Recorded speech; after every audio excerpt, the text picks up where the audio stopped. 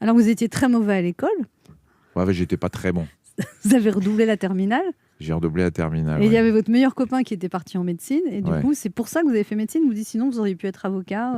Non, non, je voulais faire médecine depuis la première, mais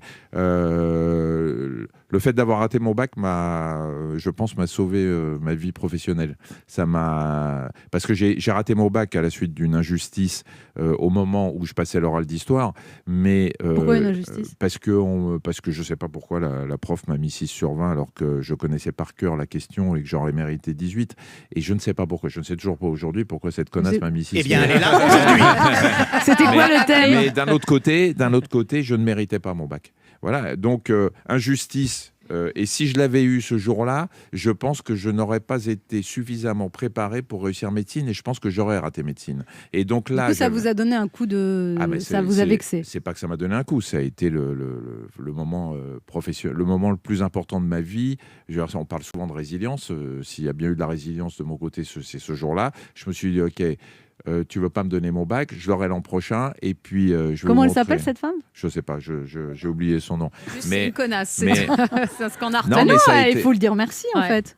Effectivement, Bah, en vrai, je ouais. remercie cette connasse parce que On l'embrasse. parce que sans elle, je ne serais pas médecin aujourd'hui. Et j'ai eu ce qui est, je pense que ça doit être presque unique dans les annales de la faculté de médecine Necker, qui était à l'époque la plus difficile de France. J'ai eu ma première année du premier coup. Ouais. Mais franchement, si j'avais eu mon bac la première fois, je ne serais Et pas là avec vous. Là. comment celui qui bossait pas tellement et qui n'était pas très bon à l'école se transforme en bête à concours et qui arrive à... Parce qu'il est motivé par l'injustice et en se disant... Et puis j'étais très motivé par l'envie de faire plaisir à mes parents qui étaient sortis de l'école à 11 ans, qui avaient été cachés pendant la guerre et qui avaient perdu leur père à Auschwitz. J'avais un besoin de leur donner ça.